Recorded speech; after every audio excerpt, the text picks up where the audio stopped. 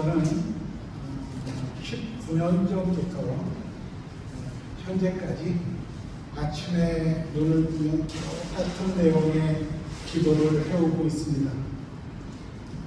오늘 아침에도 예 없이 똑같은 기도를 했는데요. 내용은 이렇습니다. 하나님 아버지, 오늘도 저에게 오늘을 주셔서 감사합니다. 저에게 호흡 주시고 건강 주시고 새날을 받게 해주셔서 감사합니다라고 기도를 합니다. 왜 이런 기도를 할까요? 저는 19년 전에 대학병원의 안명동에 있었습니다. 암 수술을 2번 했고 또 항암을 6차례 정도 했습니다. 수술하기 전에는 남들과 똑같이 어떻게 하면 잘 먹고 잘 살 수 있을까를 고민하면서 세상 것을 잡으려고 노력했습니다. 하지만 안병동에서 매일 죽어나가는 사람들을 보면서 내가 이제까지 추구하면서 움켜잡으려고 했던 것들이 전부 다 허상이었음을 깨닫게 됐습니다. 내게 정말 필요한 것은 잠에서 깨어나서 새로운 날을 맞이할 수 있는가, 그것이 저에게는 가장 중요한 일이었습니다. 그리고 이제 퇴원 후부터 이제 기도가 하나 더 늘었습니다. 그 기도 제목은 또 이렇습니다. 하나님, 오늘 제가 어떻게 살아드려야 할까요? 라고 기도를 합니다. 그러면 하나님께서 이렇게 말씀하시는 것 같습니다. 얘야, 내가 말씀이잖니. 내가 말씀 속에서 너를 기다리고 있잖니. 네가 말씀 속으로 들어와야 내가 너하고 교제하면서 오늘 너를 통해서 하고 싶은 일들을 너에게 얘기해 주지 않겠니? 그래서 저는 이제 말씀 속으로 들어가서 말씀을 묵상하면서 오늘 나를 통해 하고 싶으신 하나님의 뜻을 발견합니다. 여러분의 인생의 주인은 누구십니까? 물론 우리가 이렇게 질문을 드리면 당연하게 내 인생의 주인은 하나님이십니다. 또 예수님입니다. 이렇게 말씀하실 수 있을 것입니다. 그런데 정말 내 인생의 주인이 하나님일까요? 우리는 한번 생각해 봐야 됩니다. 만약 하나님께서 내 인생의 주인이시라면 내가 그분께 물어보고 또 그분 뜻대로 계획하고 실행해야 됩니다. 그런데 우리는 어떻습니까? 모든 일을 내가 계획하고 실행합니다. 그리고 내 뜻대로 행하다 보니 이제 문제와 상황이 발생하기 시작합니다. 그러면 그때부터 하나님은 이제 바빠지기 시작합니다. 이른 새벽부터 나에게 소환되시기 시작합니다. 주님, 오시옵소서. 내 문제와 상황 가운데 오셔서 내가 저질러진 문제들 해결하시옵소서. 상황을 내가 원하는 대로, 계획한 대로 다시 개선시켜 놓으시옵소서. 이렇게 우리는 기도합니다. 이제까지 내 삶을 되돌아보면 내 인생의 주인은 예수님이 되어보신 적이 없습니다. 예수님은 단지 내 삶을 풍족하게 만들어야 하고 또 내가 계획한 것을 성공시켜야 하는 내 도움의 역할밖에는 하지 못하셨습니다. 그럼 왜 이런 일들이 벌어졌을까요? 내 인생의 주인이 누구시고 또 내가 누군지 정확하게 알아야 내가 살아갈 인생의 방향과 목표 또 가치관이 정확해집니다. 창세기 1장 26절에는 하나님이 가라사대 우리의 형상을 따라 우리의 모양대로 우리가 사람을 만들고 라고 말씀하고 있습니다. 하나님께서는 개는 개처럼 만드셨습니다. 소는 소처럼 만드셨습니다. 그러나 사람은 사람처럼 만들지 않으셨습니다. 사람만큼은 하나님의 형상을 따라 하나님의 모양대로 만드셨습니다. 그리고 창세기 2장 7절에 보니까 여호와 하나님이 흙으로 사람을 지으시고 생기를 그 코에 불어넣으시니 사람이 생명이 된지라 라고 말씀하고 있습니다.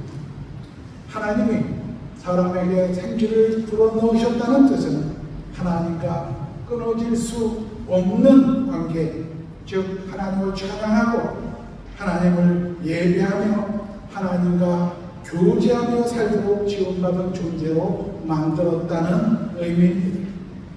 그러나 인간은 하나님의 명령을 어기고 죄를 범함으로 말미암아 에덴 동산에서 쫓겨나게 되었습니다. 그리고 죄로 인해서 하나님과의 관계가 깨어진 인간은 영원한 사망과 저주로 갈 수밖에 없게 되었습니다. 로마서 3장 23절과 또한 로마서 6장 23절에는 모든 사람이 죄를 범하였으며 하나님의 영광에 이르지 못하더니 또 죄의 싹은 사망이라고 말씀하셨습니다. 만약에 사람이 어떤 노력이나 정성을 들여서 죄의 문제를 해결할 수 있다면 얼마나 좋겠습니까? 그러나 사람들에게는 그런 능력이 없습니다. 율법을 다 지켜서 죄의 문제를 상쇄시킬 수 있다면 또 얼마나 좋겠습니까? 그러나 율법도 죄를 깨닫게 할 뿐 죄를 해결할 수 있는 능력은 없습니다. 이렇게 인간의 힘으로는 어찌할 수 없는 문제를 해결하기 위해서 하나님께서 하늘 보좌의 영광을 버리셨습니다. 포기하셨습니다. 그리고 사람의 몸을 입고 이 땅에 오셨습니다. 인간이 지은 죄값을 대신 치러주시기 위해 그리고 그분은 십자가에 달려 죽으셨습니다. 그분이 바로 독생자 예수 그리스도입니다. 우리는 기적 그리고 기적을 얘기합니다. 저도 기적같이 암 환자였다가 이렇게 건강을 되찾았습니다. 또 사업을 하시는 분들이 사업이 정말 힘들고 어렵다가 또 기적적으로 이제 회생되신 분들도 계실 것입니다. 그런데 이런 기적은 얼마든지 우리 인생 가운데에서 일어날 수 있는 일들입니다. 그런데 정말 우리 인생 가운데에서 일어날 수 없는 기적이 하나 있습니다. 그것은 뭐냐면 우주 만물을 창조하신 창조주, 전능자 되신 그분, 만왕의 왕 되시고 만주의 주 되신 그분께서 하늘보다 영광을 포기하고 이 땅에 성육신에서 오셨습니다. 누구를 찾아서요? 바로 나를 찾아오셨습니다. 여러분 한 사람 한 사람을 찾아오셨습니다. 그분이 바로 독생자 예수 그리스도입니다. 바로 하나님께서 이 땅에 여러분들을 찾아오신 것, 그것만이 정말로 기적입니다. 바로 여러분들은 이미 기적의 사람들인 것입니다. 우리 옆에 사람에게 이렇게 한번 축복하겠습니다. 당신은 기적의 사람입니다. 당신은 기적의 사람입니다. 에베소서 2장 8절에 보니까 너희는 그 은혜에 의하여 믿음으로 말미암아 구원을 받았으니 이것은 너희에게서 난 것이 아니요 하나님의 선물이라고 말씀하셨습니다. 이렇게 자신의 십자가에서 혹독한 고통을 당하시고 죽으시면서 우리에게는 값없이 일방적으로 주신 구원의 선물, 이것을 우리는 은혜라고 합니다.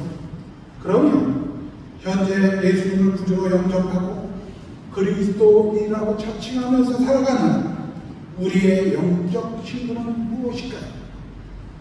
죄인일까요? 아니면 의인일까요? 로마서 3장 10절에 보니까 기록된 바 의인은 없나니 하나도 없다라고 말씀하고 있습니다. 그리고 3장 23절에는 모든 사람이 죄를 범하였음에 하나님의 영광에 이르지 못한다라고 말씀합니다. 그런데 로마서 5장 8절에는 우리가 아직 죄인 되었을 때에 그리스도께서 우리를 위하여 죽으심으로 하나님께서 우리에 대한 당신의 사랑을 확증하셨느니라 이렇게 말씀하고 있습니다.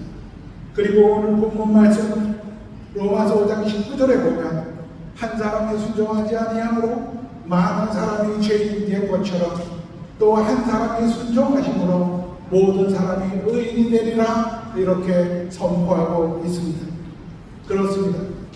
첫째 사람 아담이 하나님께 불순종해서 모든 사람이 죄인으로 전락해버렸습니다. 그러나 두 번째 아담인 예수 그리스도께서 십자가에서 죽으심으로 순종하심으로 그를 믿고 영접한 사람들은 하나님께서 태초에 창조하신 원래의 형상인 의인으로 회복된다고 선포하고 있는 것입니다. 또 로마서 8장 38절로 39절에 보면 내가 확신하노니 사망이나 생명이나 천사들이나 권세자들이나 현재일이나 장래일이나 능력이나 높음이나 기쁨이나 다른 어떤 피조물들이라도 우리 주 예수 그리스도 안에 있는 하나님의 사랑에서 끊을 수 없느니라 이렇게 선포하고 있습니다. 그러나 사단의 전략은 예수 그리스도를 믿고 거듭난 우리를 죄인이라는 굴레를 씌워서 죄책감 속에 가두어두려고 합니다. 예수님의 십자가 공로에서 우리를 멀어지게 하려는 사단의 의도입니다. 왜 예수님이 십자가에서 달리셨을까요? 아담의 범죄로 인해서 죄인으로 전락해버리는 우리를 의인의 신분으로 다시 회복시키기 위해서 십자가에서 찢기시고 피 흘리신 것 아닙니까? 예수 그리스도를 영접한 우리는 예수 그리스도 안에서 거룩한 성도이며 하나님의 자녀입니다. 우리는 이제 새로운 정체성을 갖고 예수 그리스도의 의를 우리의 것으로 받아 누리게 된 하나님의 자녀인 것입니다. 더 이상 죄인이 아닙니다. 죄인이었던 우리는 그리스도와 함께 십자가에 못 박혀 죽었습니다. 고린도후서 5장 17절에 그런즉 누구든지 그리스도 예수 안에 있으면 새로운 피조물 이전 것은 지났으니 보라 새 것이 되었도다라고 선포합니다. 우리는 이렇게 예수 그리스도 안에서 새로운 피조물로 재창조된 것입니다. 그럼에도 불구하고 우리 속에는 죄의 습성이 남아있어 끊임없이 죄를 짓습니다. 그렇게 우리는 매일매일 죄에 대해서 통렬한 해결을 해야 됩니다. 그리고 하나님 나라에 가는 그 순간까지 회개에 합당한 열매를 맺는 삶을 살아가야 합니다. 그럼에도 불구하고 우리의 신분은 의인인 것입니다. 우리가 예수 그리스도 안에서 새로운 피조물이 되었다는 것은 우리의 존재가 단순히 조금 변화되어진다는 뜻이 아닙니다. 새로 완전히 교체되어서 회복되어졌다는 뜻입니다. 예수님은 에덴 동산에서 죄를 범함으로 하나님과의 관계가 완전히 깨어져 영원히 죽었던 우리의 정체성을 완전히 원래대로 회복시키러 이 땅에 오신 것입니다. 아담 안에서 우리는 죄인이었습니다. 그러나 예수 그리스도가 십자가에서 이루신 구속의 영상은 단순히 죄로부터 우리를 깨끗하게 하는데 그치지 않았습니다. 예수 그리스도가 십자가상에서 행하신 일은 아담 안에 있는 우리의 옛사람을 영원히 없애버리신 역사입니다. 예수님은 우리에게 용서 이상의 것을 주시기 위해 이 땅에 오셨습니다. 그것은 바로 거룩한 생명, 즉 예수 그리스도의 생명을 주러 오신 것입니다. 성경에서는 예수 그리스도를 믿는 자는 산 자요, 예수 그리스도를 믿지 않는 자는 죽은 자라 했습니다. 예수님이 하나님께서 우리를 예수 그리스도 안에서 산 자로 만드신 것은 옛 창조물을 조금 바꾸신 정도가 아닙니다. 완전히 부패하고 죽었던 우리의 옛사람에게 새 생명을 부어주심으로 완전히 새로운 신조물로 재창조해 주신 것입니다. 우리가 예수 그리스도께 우리의 삶을 헌신한다고 해서 구원을 받는다라고 생각하셨다면 이 시간 그 생각을 바꾸시기 바랍니다. 구원은 예수 그리스도께서 우리의 삶을 드리는 데 있지 않습니다. 구원이라는 은혜의 증은 우리가 예수님에게 드리는 것이 아니라 예수 그리스도께서 우리에게 주시는 것에 있습니다. 우리가 우리의 삶을 예수 그리스도께 드렸기 때문에 영생을 얻는 것이 아니라 예수 그리스도께서 자신의 생명을 우리에게 주셨기 때문에 영생을 얻는 것입니다. 하나님의 이루신 일보다도 우리가 하늘에 초점 맞추는 것은 종교적 습성에서 비롯된 것입니다. 은혜는 하나님께서 혹독한 대가를 치르시고 우리에게 값없이 일반적으로 주시는 선물을 말합니다. 구원은 하나님의 영역입니다. 하나님께서 모든 것을 시작하셨기 때문에 우리가 하나님께로 나아갈 수 있는 것입니다. 하나님이 먼저 우리를 사랑하셨기 때문에 우리도 하나님을 사랑할 수 있는 것입니다.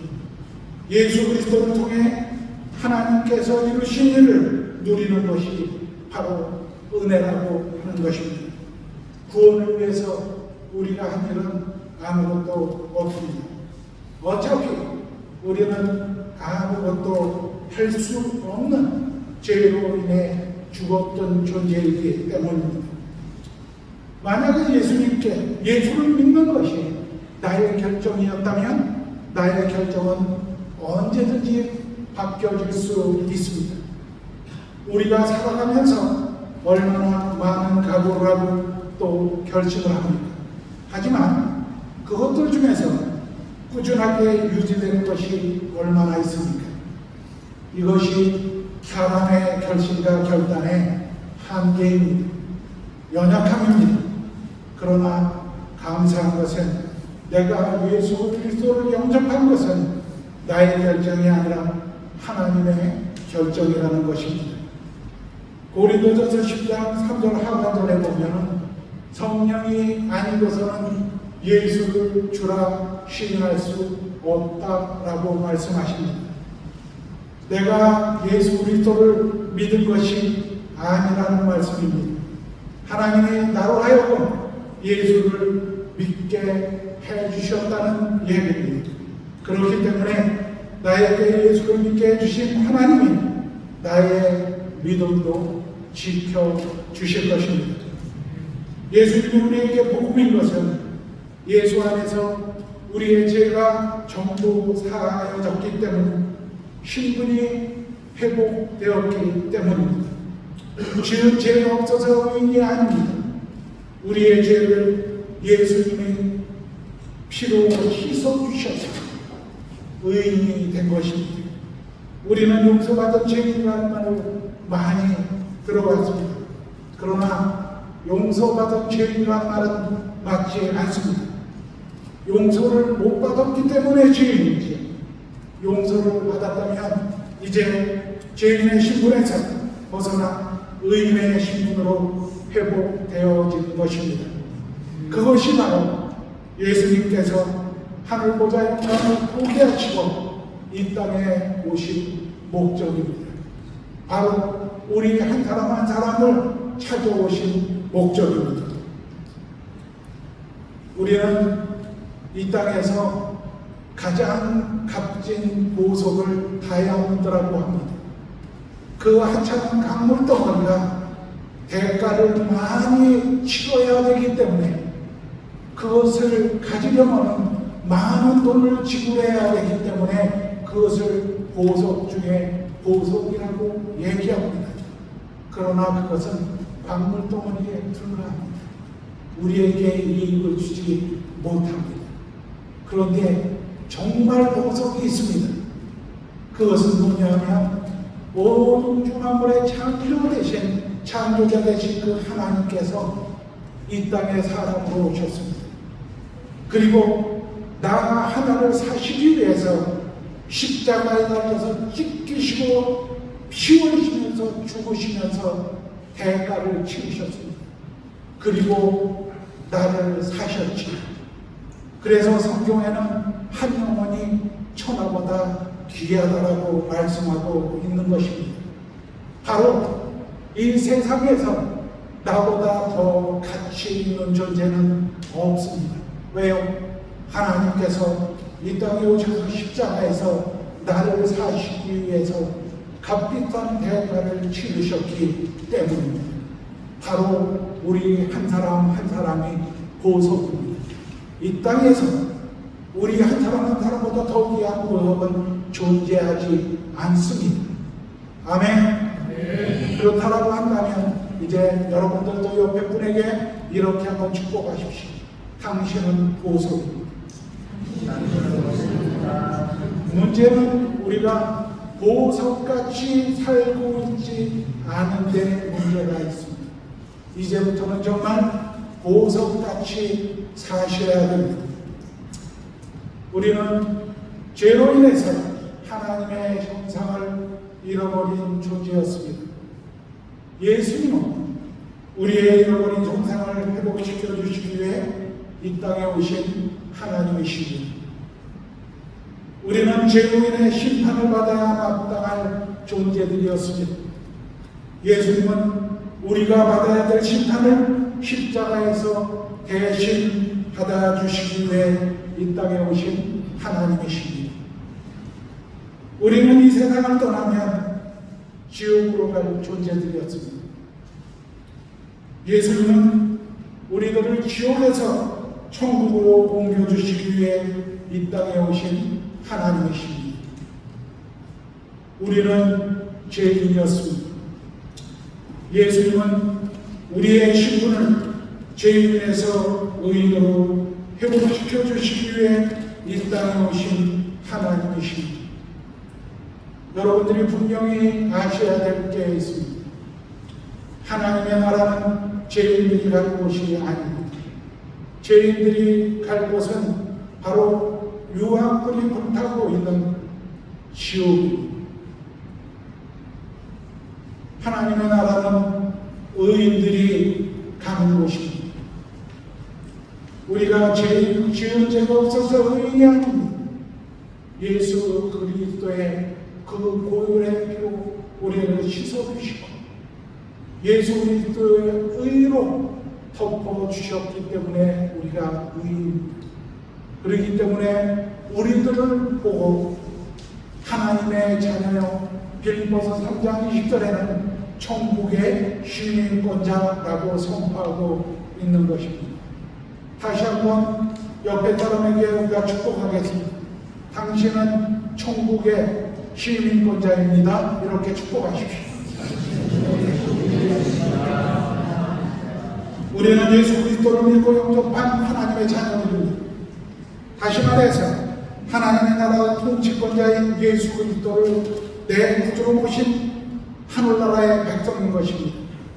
그리고 내 속에 하늘의 통치권자인 예수 그리스도가 계시기에 우리는 움직이는 하나님의 나라에 또 예수님의 핏값으로 사신 교회입니다. 그렇게 우리는 거룩하고 순결한 삶을 살아야 합니다. 세상 가운데서 하나님의 나라를 드러내고 하나님의 의가 되시는 예수 그리스도를 보여주고 또 예수 그리스도를 선포하는 삶을 살아야 됩니다. 그리고 예배에 나올 때마다 예수 그리스도의 십자가 그리스도의 은혜에 감사하고 감격하며 예배 자리에 나와야 됩니다. 또 교회 안에서 내가 하나님께 무언가를 해드리는 것처럼 공치사하면 안 됩니다. 자신의 시간과 은사와 물질을 기쁘게 헌신하고 희생해야 합니다. 믿음이란 나의 생각과 계획, 나의 계산을 내려놓고 주님의 생각과 주님의 계획을 따라 순종하는 것입니다. 다시 말해 하나님의 계획대로 우리가 지어져 가는 것이 믿음이라고 얘기합니다. 여러분의 파타야 한인교회가 하나님께서 찾으시고 하나님께서 기뻐하시는 바로 그 교회가 되시길 축복합니다. 파타야 한인교회를 통해서 태국에 하나님의 나라가 끊임없이 확장되어지고 또 저 민족과 열방까지 복음이 전해지는데 쓰임받는 그런 하나님께서 사용하시는 성령의 공부가 되시길 축복합니다. 기도하겠습니다.